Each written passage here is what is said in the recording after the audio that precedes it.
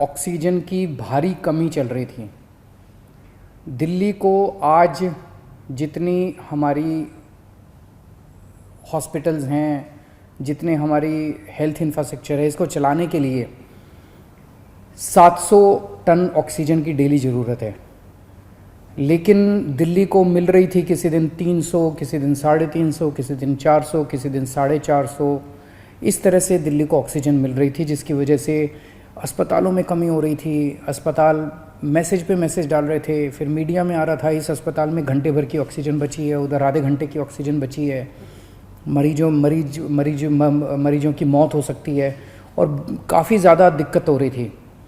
लेकिन कल पहली बार दिल्ली को 730 टन ऑक्सीजन केंद्र सरकार ने भेजी है। जैसा मैंने बताया, दिल्ली को 700 टन ऑक्सीजन की ज़रूरत है। कल पहली बार केंद्र सरकार ने 730 टन ऑक्सीजन भेजी है। हम तहे दिल से दिल्ली की जनता की तरफ से, उनका मुख्यमंत्री होने के नाते, मैं केंद्र सरकार का बहुत बहुत शुक्रिया अदा करता हूँ। मैं दिल्ली हाई कोर्ट का बहुत बहुत शुक्रिया अदा करता हूँ। मैं दिल्ली सुप्रीम कोर्ट का बहुत बहुत शुक्रिया अदा करता हूँ। केंद्र सरकार का बहुत बहुत शुक्रिया अदा करता हूँ। इन सब के प्रयासों से हम लोगों को कल 730 टन ऑक्सीजन मिली। हम तहे दिल से शुक्रगुजार हैं। बहुत सारी जानें बचेंगी इसकी वजह से, इस एक कदम की वजह से। लेकिन एक दिन 700 टन ऑक्सीजन आने से काम नहीं चलेगा। जब तक ये कोरोना की सेकंड वेव कम नहीं हो जाती, हमें डेली 700 टन ऑक्सीजन की ज़रूरत है। ऐसा ना हो कि कल 700 टन आई और आज फिर से 400-300 टन आ जाए, फिर से सारे अस्पतालों के अंदर हाहाकार मच जाएगा। मेरी सबसे हाथ जोड़ के विनती है, अपील है, प्रार्थना है कि ये 700 टन ऑक्सीजन अब कम मत होने दीजिएगा। डेली 700 टन ऑक्सीजन आनी चाहिए दिल्ली के अंदर, और इसके लिए दिल्ली के लोग हमेशा के लिए सभी के ऋणी रहेंगे। हम सब लोग शुक्रगुजार रहेंगे। इस दौरान जब दिल्ली के अंदर ऑक्सीजन की कमी हुई थी, तो कई अस्पतालों ने अपने बेड कम कर दिए। एक बहुत बड़ा अस्पताल है जिसमें 300 बेड हैं, उसने 100 बेड कम कर दिए। ऐसे समय में जब कोरोना की महामारी चल रही है, लोगों को बेड नहीं मिल रहे, हमारा प्रयास तो ये होना चाहिए कि हम ऑक्सीजन के बेड्स की, आईसीयू के बेड्स की संख्या को और बढ़ाएं। लेकिन अगर ऐसे समय में बड़े बड़े अस्पताल अपने बेड कम कर देंगे, तो फिर तो लोगों के अंदर त्राही त्राही मच जाएगी। इस तरह से कई अस्पतालों को, हमें सरकारी अस्पतालों के अंदर बेड, एलएनजेपी में बेड कम करने पड़े, जीटीबी में बेड कम करने पड़े, राजीव गांधी में बेड कम करने पड़े ऑक्सीजन की कमी की वजह से। अब एक तो मेरी सभी अस्पतालों से निवेदन है कि वो अपने बेड वापस जितने पहले थे उतने बढ़ा लें। मैं उम्मीद करता हूं कि अब रोज़ 700 टन ऑक्सीजन आया करेगी, तो जितने जिसके बेड थे हॉस्पिटल्स के, वो सब बेड्स अपने उतने ही बढ़ा लें। दूसरी बात, कई अस्पताल वालों से मेरी मुलाकात हुई इन दिनों में। सभी अस्पताल, दिल्ली के सभी लोग इस वक्त एकजुट होकर, एक परिवार की तरह मिलके इस मुसीबत का सामना कर रहे हैं।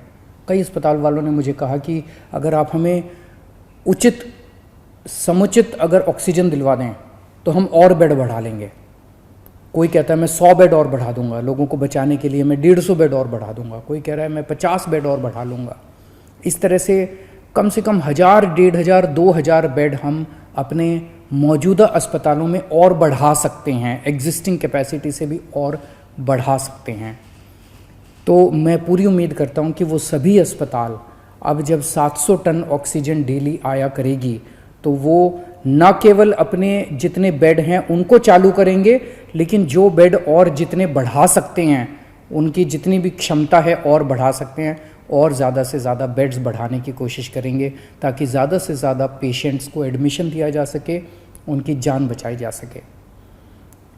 अगले कुछ दिनों के अंदर हमने बहुत बड़े स्केल पे प्लान किया हुआ है। अगर 700 टन ऑक्सीजन डेली आ जाती है दिल्ली के अंदर, हम इतने सारे ऑक्सीजन के बेड्स क्रिएट कर देंगे। ढेरों बेड्स क्रिएट करने का हमने प्लान बनाया हुआ है। हम इतने ऑक्सीजन के बेड्स, अभी ऑक्सीजन की कमी की वजह से हम राधा स्वामी सत्संग में हम 5000 बेड क्रिएट कर सकते हैं। बुराड़ी में 2 जगह हम लोगों ने 2500 बेड तैयार किए हुए हैं।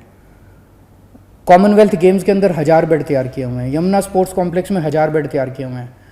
9-9,500 बेड हम तुरंत तैयार कर सकते हैं अगर ऑक्सीजन समुचित मिल जाए हम लोगों को।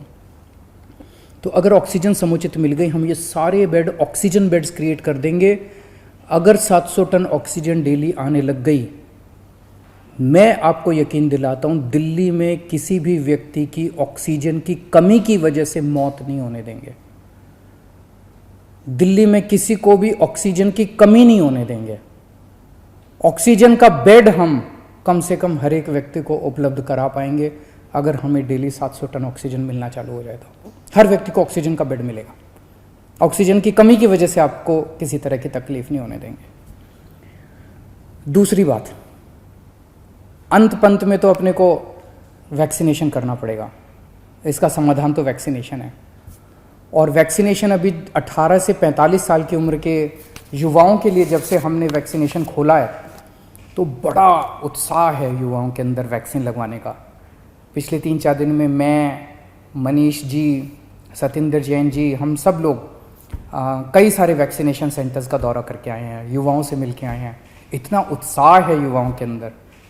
और दिल्ली के अंदर जो व्यवस्थाएं आपकी सरकार ने की है आपके लिए वैक्सीनेशन सेंटर्स में, उसको लेके लोग बहुत खुश हैं। इतने मैसेजेस आ रहे हैं मेरे पास, इतने मैसेजेस आ रहे हैं लोगों के, युवाओं के, कि जी बहुत अच्छी व्यवस्था है। और मैं गया था, मेरे को बहुत अच्छा लगा वहाँ पे वैक्सीन लगवा के। मेरी सभी युवाओं से अनुरोध है, युवाओं से क्या, अब तो 18 साल से ऊपर जो भी है, केवल 45 साल तक की मैं बात नहीं कर रहा, मैं सबकी बात कर रहा हूँ।